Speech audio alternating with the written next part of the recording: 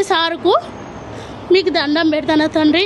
అయ్యా CM sir, మాకు ఉన్న కాడ మాకు అడ్డలు ఇవ్వండి, మాకు అదే 10,000 మా పిల్లలకు జాబులు ఇవ్వండి. ఎక్కడి నుంచి వచ్చారు? హన్మకొండ చౌరస్తా. ప్రాబ్లం మేము కూరగాయలు అమ్ముకుంటాం అక్కడ. అయితే కూరగాయలు అమ్ముకుంటా అంటే షాపులు కూల్చేసి తీసేసి ఇక్కడ అమ్మద్దాం అని అంటాను. ఎందుకు, దేనికోసం? పైనుంచి ఆర్డర్స్ వచ్చినాయి, ఇక్కడ ఇది వాటర్ పోసేది కట్టాలి, ఇక్కడ అమ్మద్దు అని అంటాను. మరి మేము ఎక్కడికి పోవాలి, ఏం చేయాలి, మేము ఎక్కడ అమ్ముకొని బతకాలి, మేము చేసుకుంటే బతికేటోళ్ళం. 2 పిల్లలు చదువుకుంటోళ్ళు, సొంత ఇల్లు లేదు, కిరాయి ఇల్లు, భర్త పేషెంట్, 2 పిల్లలు చదువుకుంటోళ్ళు, అమ్ముకొని పొట్టకూతి కోసమే రోజు 400-500 వస్తే అందులో 200 చీటీలు పోతాయి. కడమై దొడ్డు బియ్యమో అవి వండుకొని తిని పిల్లలను చదువుకుంటున్నాయి, సంపాదించుకునేది కాదు, కట్టలు కట్టుకునేది కాదు. ఇప్పుడు మరి తీసేసారు, మీ పరిస్థితి ఏంది? మా పరిస్థితి ఏంటంటే మాకు జాగా మేము అక్కడే అమ్ముకోవాలి, మాకు అక్కడనే వేయాలి. మా డబ్బాలు కూల్చేసి ఒక్కొక్కటి 20,000 డబ్బా, కూరగాయలు, ట్రే బాక్సులు అవన్నీ కూల్చేసిండ్లు.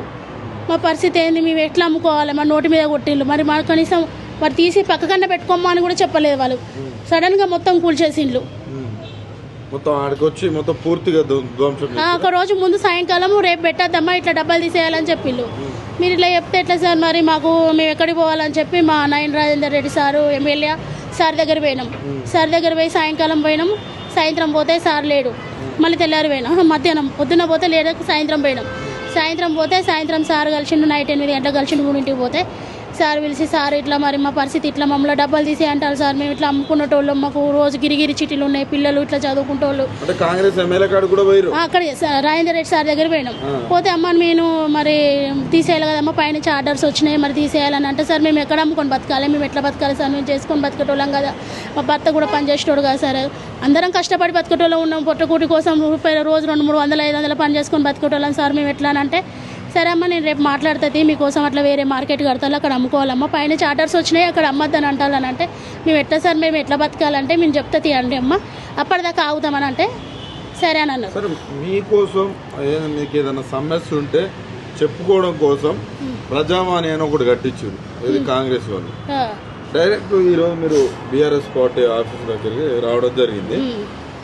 ప్రజావానికి పోయే ప్రయత్నం చేసిర్రా? అసలు ఇక్కడ రావడం కాదు, మేము అక్కడికి పోయినా మా షాపులు కూల్ చేసినాక పొద్దున సార్ చెప్తానన్నాడు, సార్ రాలేదు, మాకేం చెప్పలేదు, సార్ చెప్తానన్నాడు కదా అని చెప్పి మేము కూరగాయలను తెచ్చుకొని డబ్బాలో పెట్టుకొని ఎవరింటి వాళ్ళం పోయినాం.